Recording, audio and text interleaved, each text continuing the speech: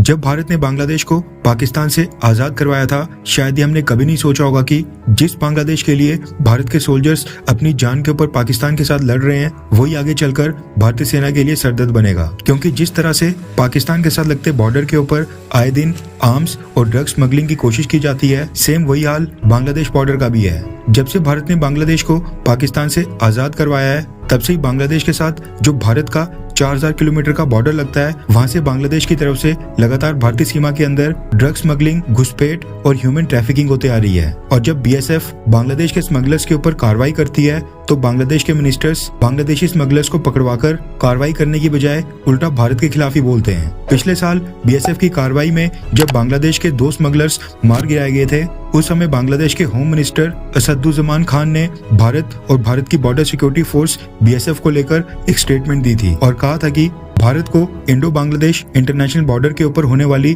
Trace passing यानी घुसपैठ की घटनाओं के दौरान लीथल वेपन का इस्तेमाल बिल्कुल नहीं करना चाहिए। उसकी बजाय सिचुएशन को पेशेंटली हैंडल करना चाहिए। और आज जब बीएसएफ के सोल्जर्स ने सिचुएशन को पेशेंटली हैंडल करने की कोशिश की, तो आप खुद ही देख लीजिए कि क्या रिजल्ट निकला है। उस समय बांग्लादेश के होम मिनिस्टर असदुज्जमान खान ने भारत के लिए स्टेटमेंट दी थी कि हमारे रोकने के बावजूद इंडिया से भी कई सारे लोग बॉर्डर क्रॉस करके बांग्लादेश के अंदर आते हैं। वैसे ये तो हमको पता है कि बांग्लादेश कौन सा दुबई, अबू धाबी या फिर अमेरिका बन गया है, जो भारत के लोग घुसपैठ करके बांग्लादेश सेटल होने के लिए जाएंगे। पिछले कल भी बांग्लादेश के साथ लगते बॉर्डर के ऊपर एक इंसिडेंट हुआ है, जिसमें बीएसएफ के 2 जवान बुरी तरह से घायल हो गए हैं और क्रिटिकल कंडीशन में हॉस्पिटल में एडमिट हैं। रेफरेंस के लिए आपकी स्क्रीन के ऊपर द हिंदू के आर्टिकल का स्क्रीनशॉट है, जिसके मुताबिक बांग्लादेश के विलेजर्स ने बीएसएफ के 2 जवानों के ऊपर हमला करके उनको इंजर्ड कर दिया है और उनके हथियार छीनकर अपने साथ ले गए हैं। ये घटना है वेस्ट बंगाल की मुर्शिदाबाद डिस्ट्रिक्ट में बरहमपुर सेक्टर में बांग्लादेश इंडिया बॉर्डर की। हुआ ये कि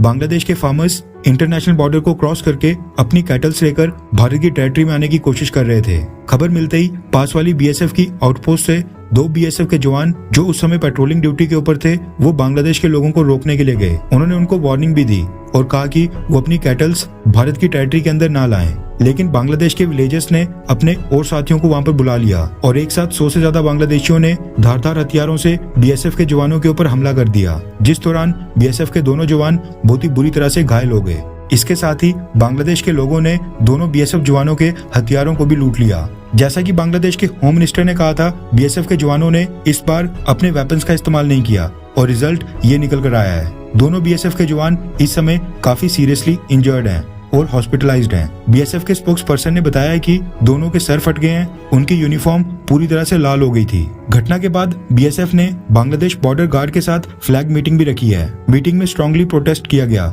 और दोनों वेपन्स को रिकवर करने की रिक्वेस्ट की गई है। बीएसएफ का कहना है कि वो फ्लैग मीटिंग्स में बांग्लादेश को पहले भी इस तरह की घटनाओं की कंप्लेंट कर चुके हैं, लेकिन बांग्लादेश की तरफ से अब तक कोई भी कार्रवाई बिल्कुल नहीं की गई है। बांग्लादेश की बॉर्डर गार्ड फोर्स के होते हुए भी बांग्लादेशी फार्मर्स और स्मगलर्स इंटरनेशनल बॉर्डर तक पहुंच जाते हैं। खैर, वैसे ये कहना गलत नहीं होगा कि जब भारत के लोग बांग्लादेश को पाकिस्तान से आजाद करवाने के लिए भारत के सोल्जर्स अपनी जान दांव के ऊपर लगा रहे थे, तब किसी ने नहीं सोचा होगा कि एक दिन उसी बांग्लादेश के लोग भारत के जवानों के ऊपर हमला करेंगे।